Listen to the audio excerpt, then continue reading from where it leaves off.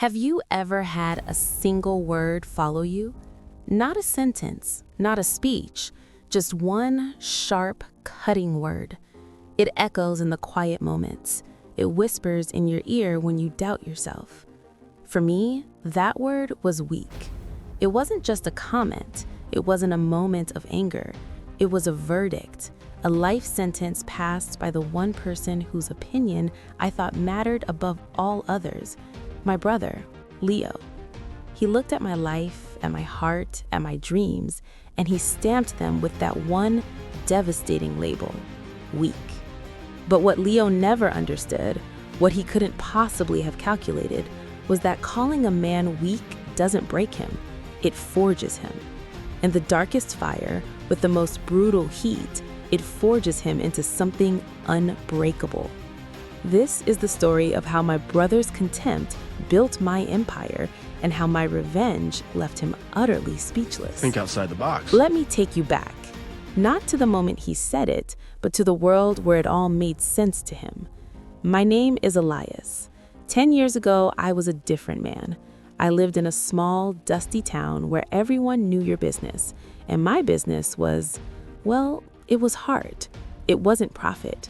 I ran our family's old auto repair shop, Elias's Garage. It was more of a community center. Mrs. Henderson's ancient sedan would wheeze in, and I'd fix it for the cost of the parts, maybe less if she brought me one of her famous peach pies. Old Mr. Jenkins needed his truck running to get to his doctor's appointments. I'd be under the hood late into the night, charging him nothing. My brother, Leo, he lived in the city, 2 hours away, but it might as well have been another planet.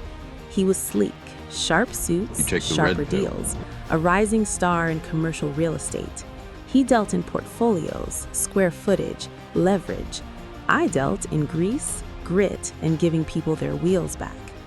He'd come to visit, his car a spotless, expensive foreign machine, and he'd step out, looking at our town like it was a museum of failure. He'd stand in the doorway of my garage, not wanting to get his shoes dirty. "Elias," he'd say, a smile on his face that never quite reached his eyes. "Still playing the hero for pennies? When are you going to think big?" I'd just smile, wipe my hands on a rag. "Someone's got to help, Leo. The work is honest." He'd shake his head, a pitying gesture. "Honest doesn't pay the big bills, little brother. It just keeps you small." The divide wasn't just professional, it was personal. Our father, a hard, quiet man who spoke with his hands, had left us the garage and a little bit of land. Leo wanted to sell it all immediately, split the cash, and be done with our shabby inheritance. I fought him. This garage was my soul. It was Dad's soul. The land was just a scrubby field behind it, but to me, it was full of potential. To Leo, it was just a useless asset, waiting to be liquidated. We compromised, bitterly. He'd keep his half ownership, and I'd run the garage, paying him a small percentage. It was a cage, but it was my cage. Then came Sarah, beautiful, kind Sarah who worked at the town library. She saw the man in the coveralls, not the balance sheet. She loved this town, its slow rhythm, its heart.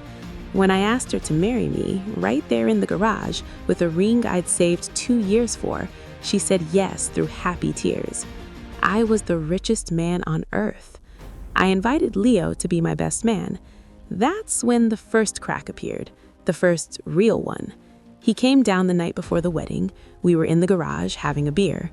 I was buzzing with joy, talking about the future, maybe expanding, building a proper waiting area, hiring a kid from the high school to help. I talked about Sarah, about kids one day. Leo listened, sipping his imported beer. Then he set the bottle down with a definitive clink. "Elias," he said, his voice low and serious, "you need to think about this. Really think.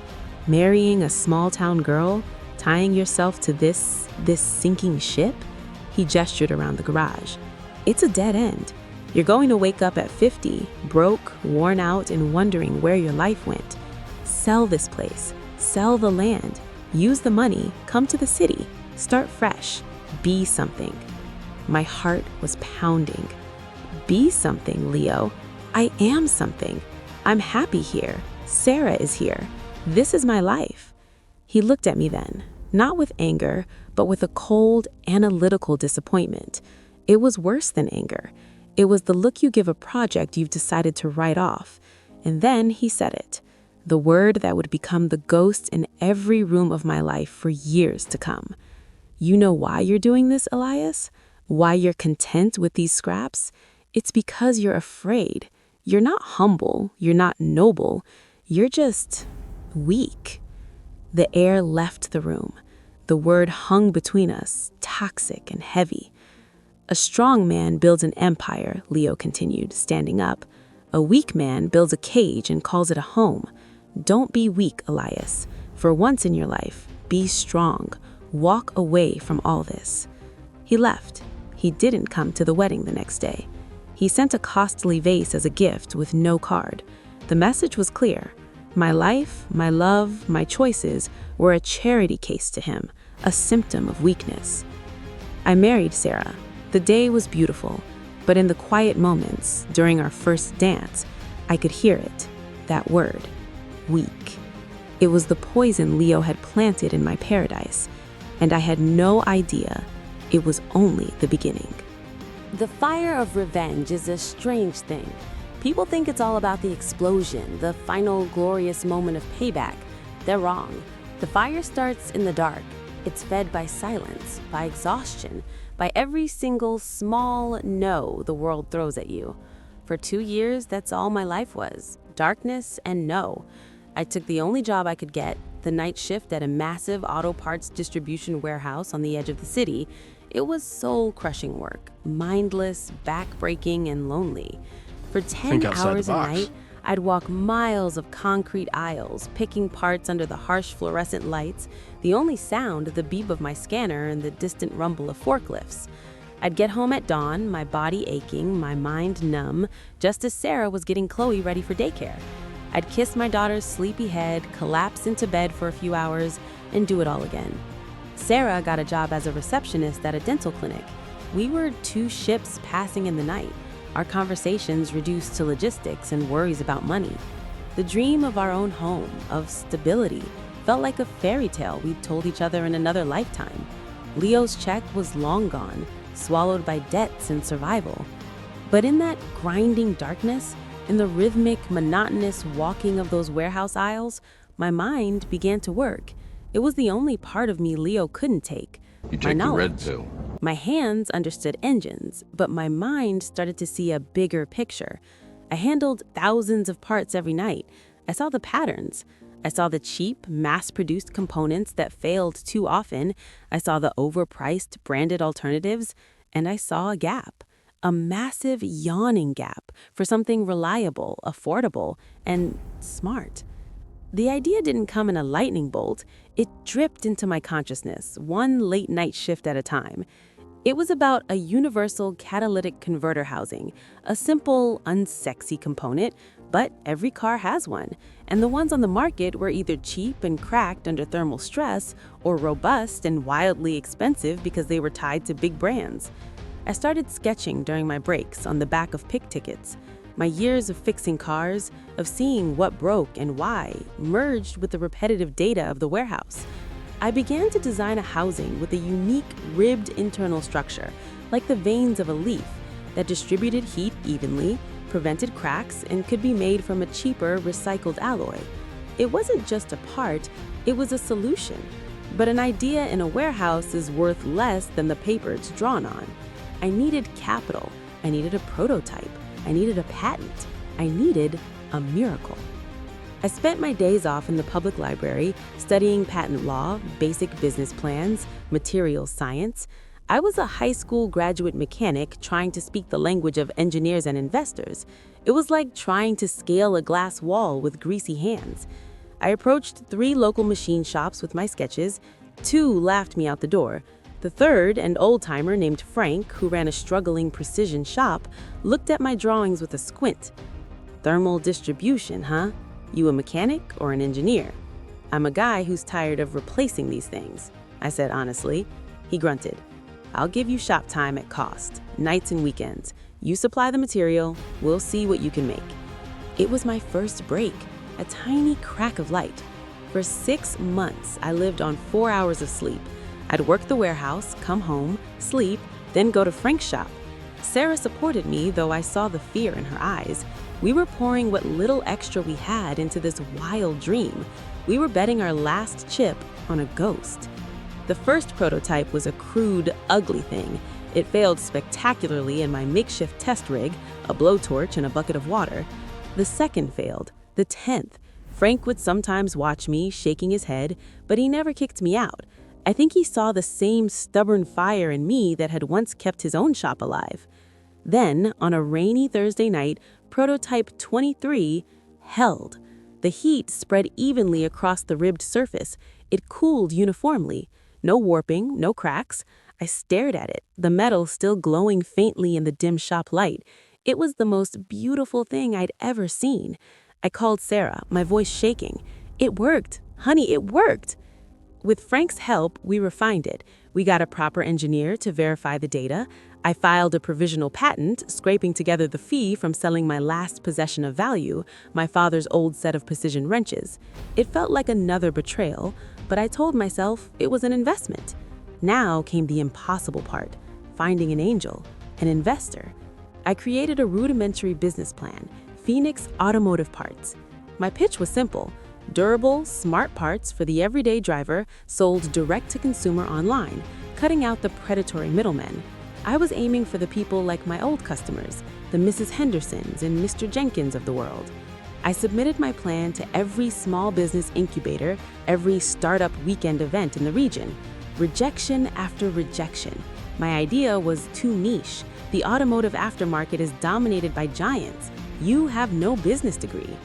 The word weak started to whisper again. Maybe Leo was right. Maybe I was just a mechanic dreaming above his station. Then I got an email. The subject line, interest in Phoenix proposal.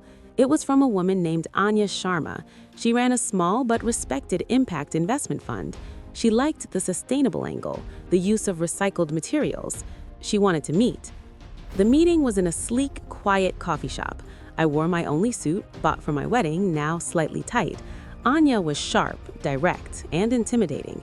She grilled me for an hour on my numbers, my supply chain ideas, my patent strategy. I didn't have slick answers. I had honest ones. I showed her the prototype, still scarred from testing. I told her about the flood. I didn't mention Leo's betrayal, but I think she heard it in the tightness of my voice when I said I'd lost everything. She listened, sipping her tea. Then she said, "Your business plan is amateur. Your financial projections are optimistic to the point of fantasy." My heart sank. "But," she continued, her eyes on the prototype, "you have something most of the MBA graduates who pitch me don't have. You have a product that solves a real problem you've lived. You have grit, and you have a name. Phoenix, rising from ashes. It's not just branding, is it, ma'am?" "No, ma'am," I said quietly. "It's a promise." She offered me a deal, a seed investment. It wasn't a fortune, but it was a lifeline, enough to rent a small industrial unit, buy basic manufacturing equipment, and launch a bare-bones online store. The terms were tough. She'd own a significant piece of my company, but she believed in it, take the red in pill. me. I walked out of that coffee shop into the sunlight, and for the first time in years, I didn't feel the weight of the world. I felt its possibility. I called Sarah. "We're in business." The fire was no longer just in the dark. It had a forge, and its name was Phoenix. The next 18 months were a blur of manic, beautiful work. Our factory was a 1,500 square foot unit in an industrial park.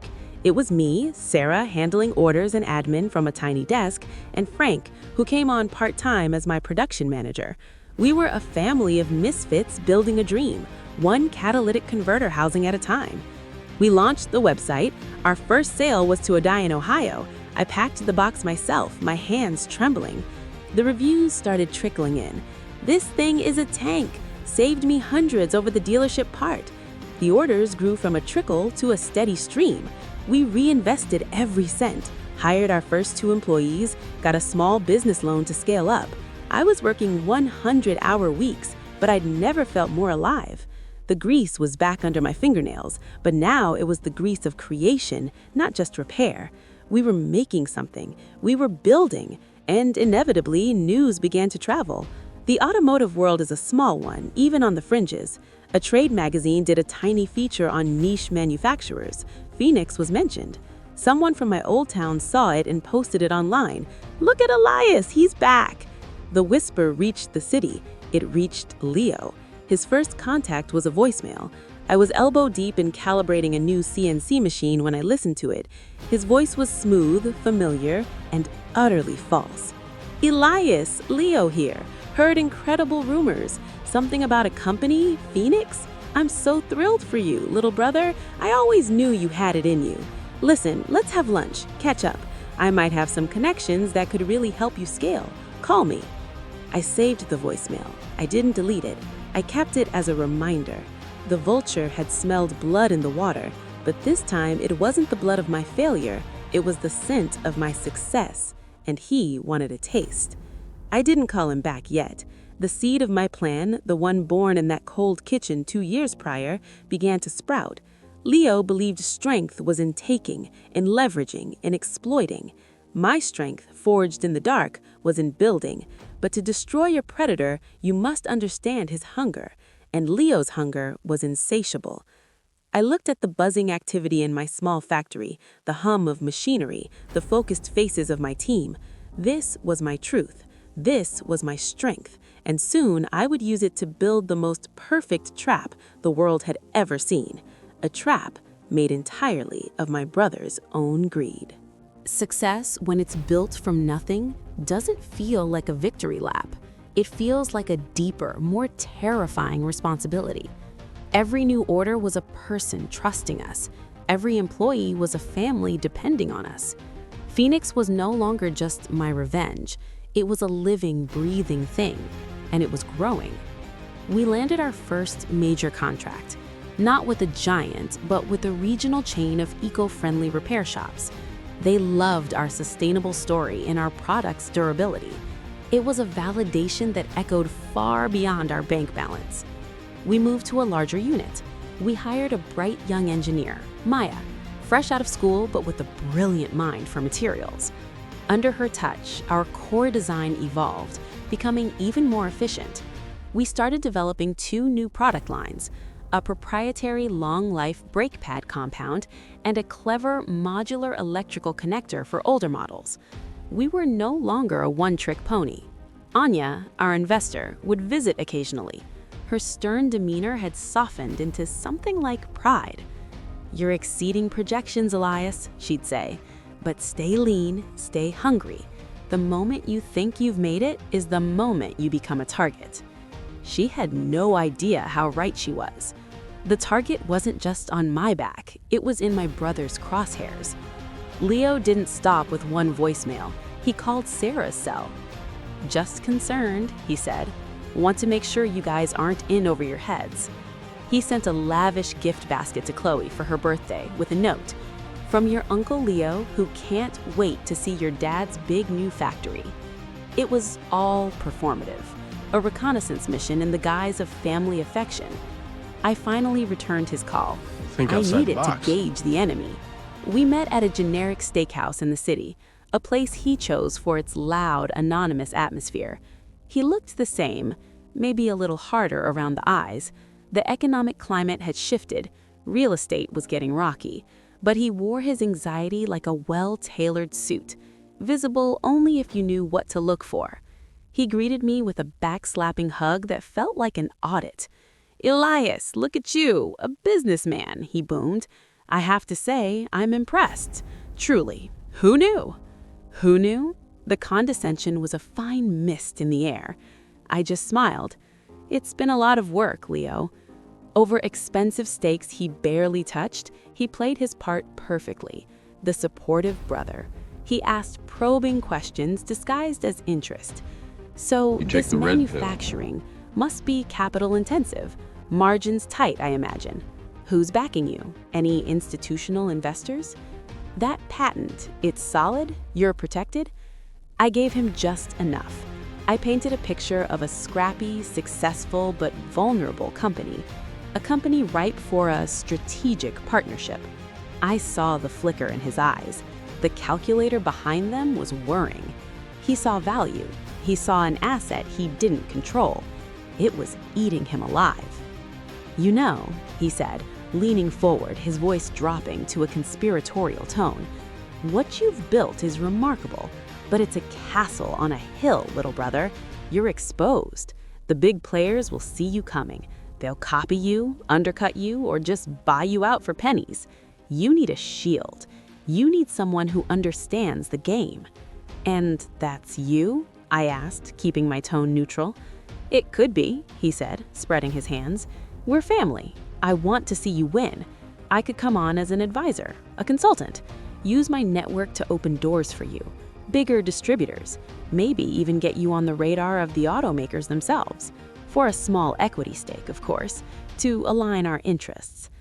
There it was, the hook. He wanted a piece of Phoenix. He wanted to get inside. My blood ran cold, but my mind was crystal clear. This was the first move in the dance I had anticipated.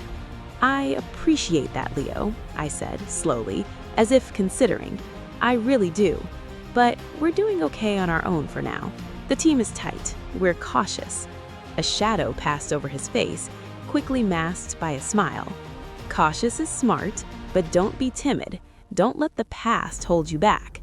He was using the language of encouragement, but the subtext was the same old toxin. "Don't be weak." "I'll think about it," I promised. He paid the bill, insisting, "My treat, for the rising star." As I drove back to my factory, to my real family, my real work, I knew the clock had started. Leo's interest was piqued. His pride was stung by my refusal. He wouldn't let this go. A self-made success from his weak little brother was an insult to his entire worldview. He would find a way in, or he would try to tear it down. It was time to start laying the bricks of my trap.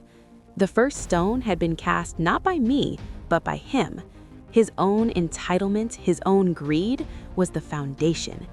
I called a meeting with my core team, Sarah, Frank, Maya, and Anya. I was brutally honest with them for the first time about Leo, about the betrayal, about his current overtures. I saw the anger flash in Sarah's eyes, the grim understanding on Frank's face. "He's going to come for us," I said. "Not with a frontal assault. He'll try to infiltrate, or he'll try to create a competitor, or he'll find some other way to steal what we've built. We need to be ready, and we need to be smarter." Anya, the strategist, nodded.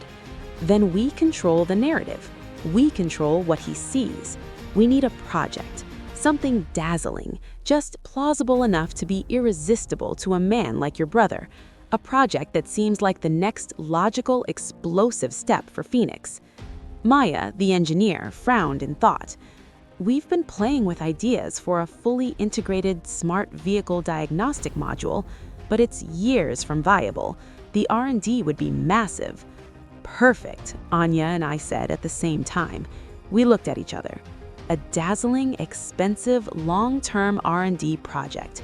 A moonshot. It was the perfect bait. It would appeal to Leo's love of big, flashy, high-concept deals.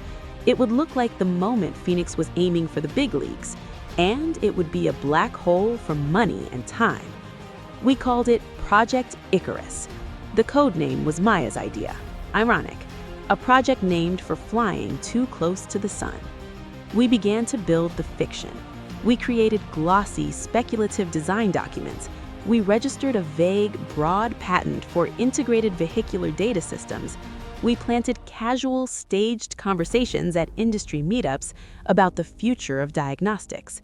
We planted seeds. And I made sure the whispers reached Leo through a former college acquaintance of his who just happened to run into Maya at a conference, through a trade article that mentioned Phoenix's innovative R&D Think pipeline. outside the box. The trap was no longer just an idea. It was a blueprint, and my brother was walking right towards the drawing board, convinced the design was his own.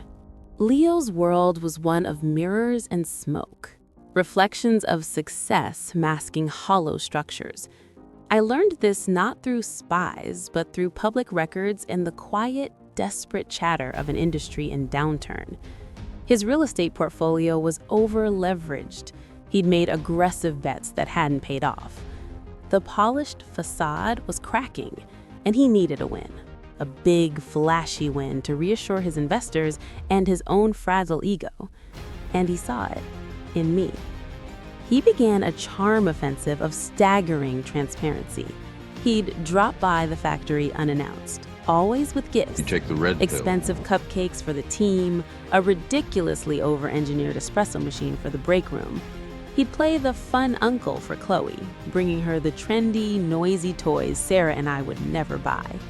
He was trying to buy affection, to smooth his path back into our lives. He'd corner me, his voice drooping with faux concern. "I'm hearing things, Elias. Rumors that you're stretching yourselves thin with this new project, Icarus. Ambitious, very ambitious, but dangerous. You need experienced oversight." I'd play my part, the overwhelmed but passionate founder. "It's the future, Leo. If we don't chase it, someone else will. The big auto tech firms are all over this space." His eyes would gleam. The mention of big auto tech was like ringing a dinner bell. "Exactly, and they'll crush you if you're not aligned. You need a partner who can navigate those waters, someone who can get you in the room." He started introducing me to his people, a brilliant but shady venture capitalist who asked more about our patent protections than our product, a slick marketing guru who talked in meaningless buzzwords. It was a parade of piranhas, and Leo was trying to lead me into their tank. The climax of his performance came at a charity gala he insisted we attend. Sarah and I felt like fish out of water in our rented formal wear. Leo moved through the crowd like a shark, all smiles and firm handshakes. He made a point of pulling me into conversations, introducing me as my brother, the disruptive auto tech genius. He was building my credibility in his world, not to help me, but to increase the value of the prize he intended to claim. In a quiet moment on a balcony overlooking the glittering city, he made his move. The mask slipped, just for a second, revealing the desperate man beneath. "The Icarus Project," he said, not looking at me, swirling his drink. "It's the key to everything, but you don't have the capital to see it through. Not really. A single setback and Phoenix is bankrupt. I've seen it happen 100 times." I let the fear show on my face, just a flicker. "We're managing." "Managing isn't winning, Elias." He turned to me, his expression earnest, predatory. "Let me in. Let me lead a funding round. I can bring in 5 million, 10. We spin Icarus out into a separate entity. You focus on the core business, which is doing well. I'll helm Icarus, take it public, make us both fortunes. You get rich and secure. I get a legacy project." He smiled. "A family legacy." The audacity took my breath away. He wanted to steal the crown jewel of my company, a jewel that didn't even truly exist, and present it as his own masterpiece. He wanted to use my creation to salvage his failing empire. The symmetry was perfect. He'd taken my land to build his wealth. Now he wanted to take my dream project to save it. I pretended to be torn. "Leo, Icarus is my baby, the team's vision. To just hand it over—" "You're not handing it over," he said, putting a brotherly arm around my shoulders. The gesture felt like a snake coiling. "You're partnering with family. I'll protect it. I'll make it soar. This is your chance to be part of something truly monumental. Don't let your attachment hold you back. Be strong. Be strategic." There it was, the final familiar twist of the knife. Your attachment is weakness. Your love for your own creation is a flaw. Give it to me and you will finally be strong. I looked out at the city lights, the world he worshipped. I let a long, hesitant silence hang in the air. Then I sighed, a sound of surrender. "I need to talk to my board, to Anya. They're protective." He squeezed my shoulder, victory already in his touch. "Of course, talk to them. Make them see the opportunity. I'll have a term sheet drawn up. Generous. You have my word as your brother." His word, the most worthless currency I knew. I went home that night and assembled my team. We met in our cramped conference room. The mask is off, I told them. He's taken the bait. He wants Icarus, desperately. Anya smiled, a cold, sharp thing. Then it's time to build the wings for our Icarus and make sure they melt at exactly the right altitude. The next phase began. We created an entire shadow company for Project Icarus. Fancy website with futuristic graphics and lofty mission statements. We hired a freelance actor to play Dr. Alden, our fictional lead scientist, for a slick promotional video. We generated reams of false data, impressive-looking performance metrics from non-existent prototypes. Maya and a trusted programmer even built a demo app that did nothing but look incredibly complex and flashy. It was a Hollywood production, and the only audience was Leo. We fed him the confidential Icarus business plan. It predicted a revolution in connected car data with staggering market projections. The initial ask was for $8 million in Series A funding. Leo studied it like a holy text. He brought in his own experts to vet it, men who were deeply in his debt. They gave it a glowing, superficial review. He presented his term sheet. It was, as promised, generous on the surface, a high valuation for the Icarus spin-off, but the fine print was a masterpiece of control. He would have majority control of the board. He would be the CEO. He had clauses that would allow him to dilute my ownership if certain milestones, which we had intentionally made unrealistic, weren't met. It was a document designed to give him everything while leaving me with the illusion of a prize. I pretended to be torn. Leo, Icarus is my baby, the team's vision. To just hand it over? You're not handing it over, he said, putting a brotherly arm around my shoulders. The gesture felt like a snake coiling. You're partnering with family. I'll protect it. I'll make it soar. This is your chance to be part of something truly monumental. Don't let your attachment hold you back. Be strong. Be strategic. There it was, the final familiar twist of the knife. Your attachment is weakness. Your love for your own creation is a flaw. Give it to me and you will finally be strong. I looked out at the city lights, the world he worshipped. I let a long, hesitant silence hang in the air. Then I sighed, a sound of surrender. I need to talk to my board, to Anya. They're protective. He squeezed my shoulder, victory already in his touch. Of course, talk to them. Make them see the opportunity. I'll have a term sheet drawn up, generous. You have my word as your brother. His word, the most worthless currency I knew. I went home that night and assembled my team. We met in our cramped conference room. The mask is off, I told them. He's taken the bait. He wants Icarus, desperately. Anya smiled, a cold, sharp thing. Then it's time to build the wings for our Icarus and make sure they melt at exactly the right altitude. The next phase began. We created an entire shadow company for Project Icarus. Fancy website with futuristic graphics and lofty mission statements. We hired a freelance actor to play Dr. Alden, our fictional lead scientist, for a slick promotional video. We generated reams of false data, impressive-looking performance metrics from non-existent prototypes. Maya and a trusted programmer even built a demo app that did nothing but look incredibly complex and flashy. It was a Hollywood production, and the only audience was Leo. We fed him the confidential Icarus business plan. It predicted a revolution in connected car data with staggering market projections. The initial ask was for $8 million in Series A funding. Leo studied it like a holy text.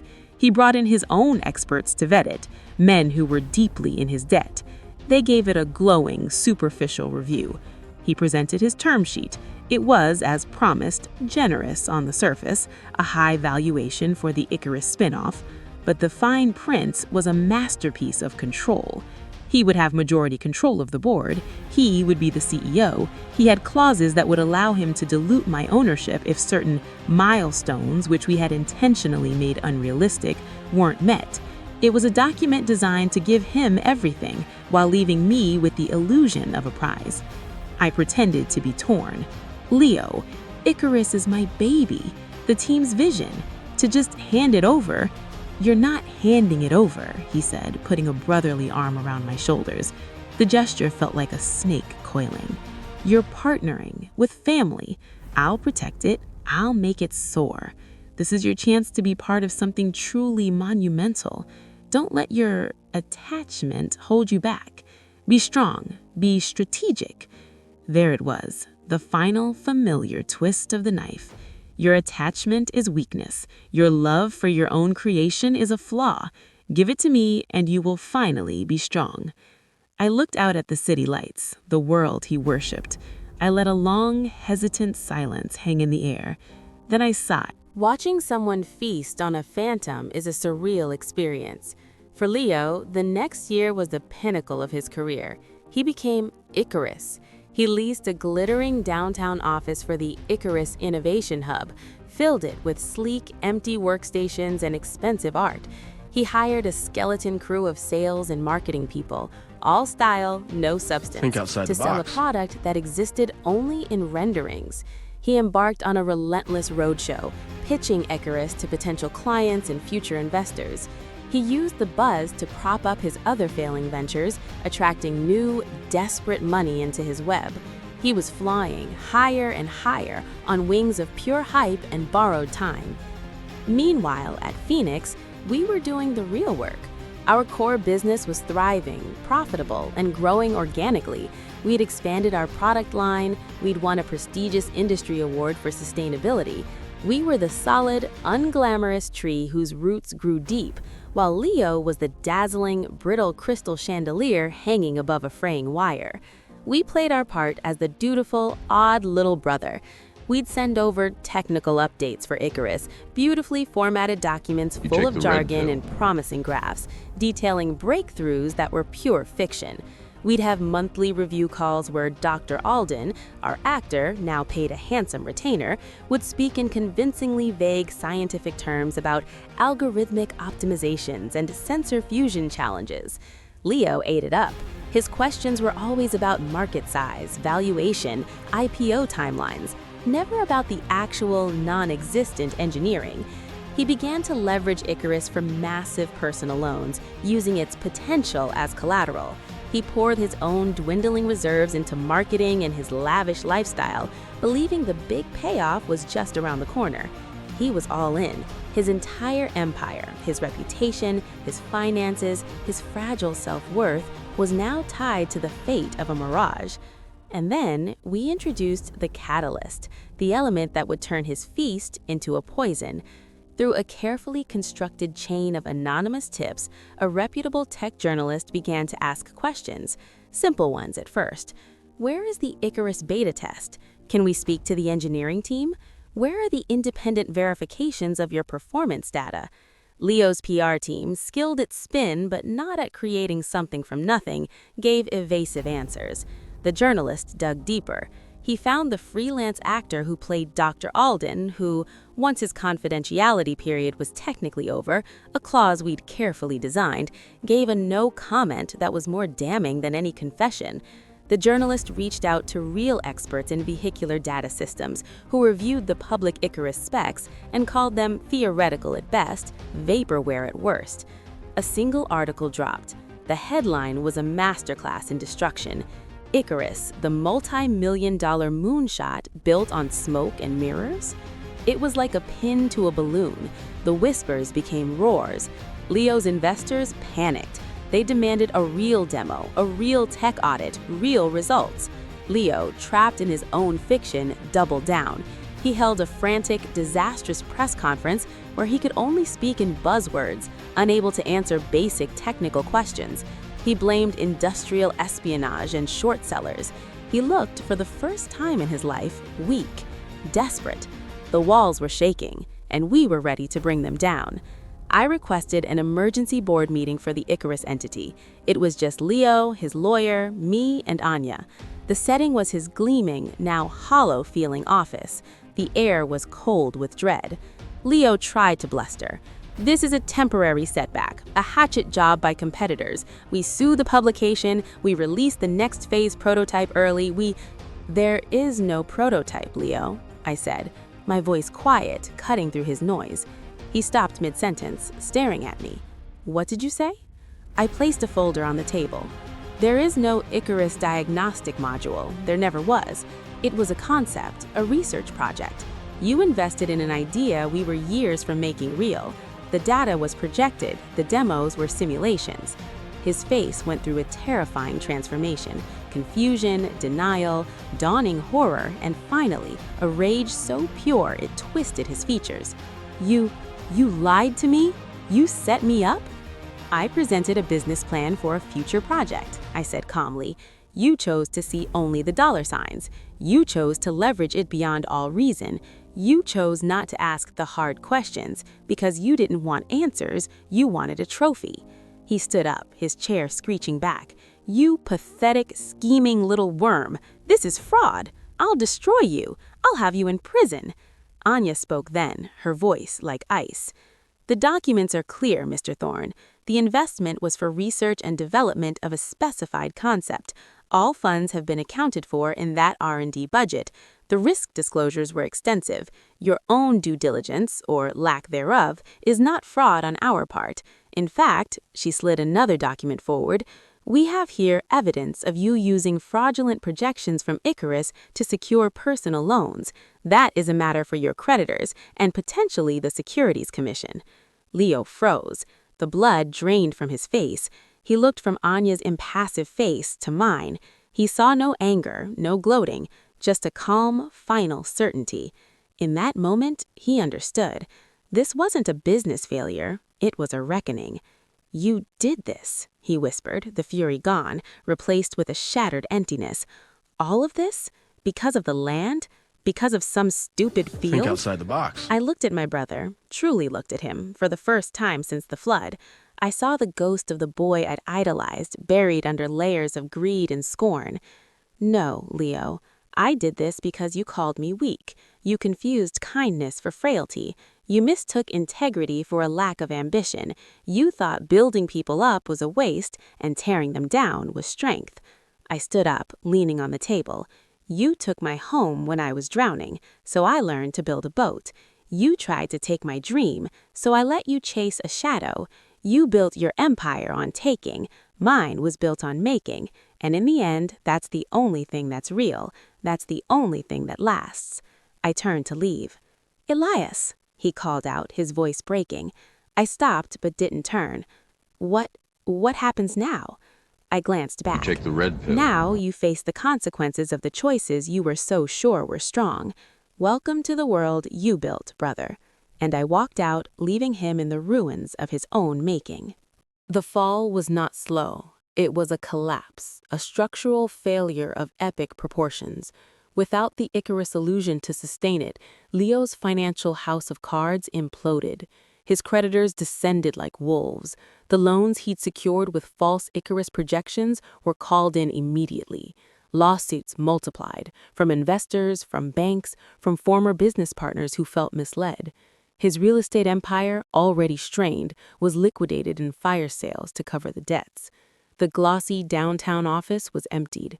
His name, once associated with sharp success, became a synonym for hubris and failure in the business pages. The Securities Commission opened an investigation. He wasn't charged with a crime, our legal firewall was too precise for that, but the scrutiny was a public flaying that stripped away the last of his reputation. I watched it from a distance. There was no celebration in our home, no triumphant toast. Sarah and I sat at our kitchen table, the same table where I'd learned of his first betrayal, and we simply sat in silence. The news played on a tablet between us. There was a hollow feeling where I thought satisfaction would be. This wasn't a victory, it was an autopsy. I heard through the fractured grapevine of our old acquaintances that he'd moved into a modest apartment, that he was trying to find work as a consultant, but his reputation preceded him. He was a ghost in the city he once thought he owned. A part of me, the little brother who still remembered building forts with him, ached. But a larger part, the man forged in the flood and the warehouse, knew this justice, however cold, was necessary.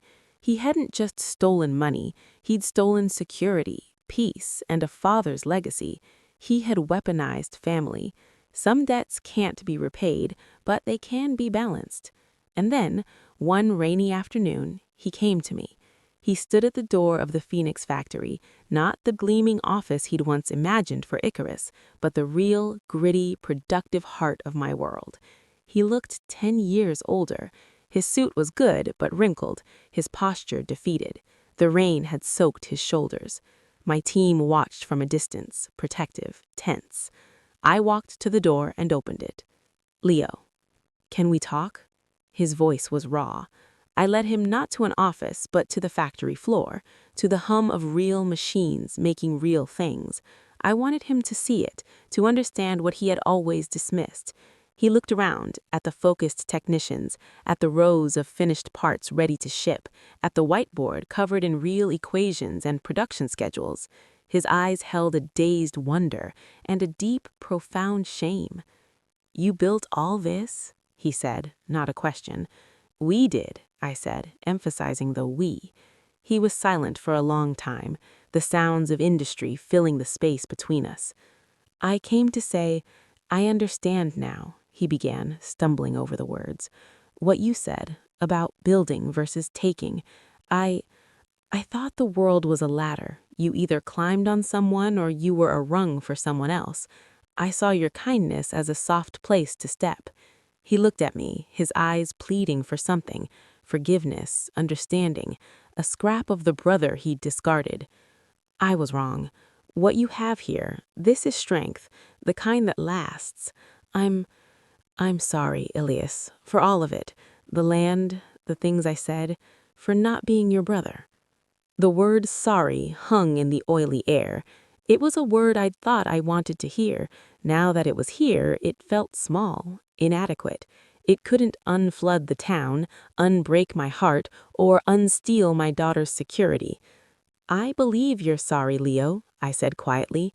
"Sorry you lost, sorry you got caught, maybe even sorry for the pain. But an apology doesn't rebuild, it doesn't restore." You take the red His shoulders slumped further. He was waiting for me to offer him a hand, a job, a redemption. The old Ilias would have. The man forged in fire had learned a harder lesson. "I won't ruin you further," I said. "The law and your debts will do what they will. But I will not help you. I will not bring you into this company. This place is built on trust, on integrity you spent a lifetime mocking. You are a risk I cannot take with the lives of everyone here." It was the hardest thing I'd ever said. To deny a drowning man, even one who once held your head underwater. But strength isn't about relentless power. It's about knowing what to protect. My family, my team, my dream, they were my responsibility. Leo was his own. He nodded, a sharp, jerky motion, as if he'd expected it. The last flicker of hope in his eyes died. "I deserved that," he whispered. He turned to leave, a broken figure in the doorway of the vibrant world he'd tried to exploit. "Leo," I called out. He paused. "Be a better man. Start from nothing like I did.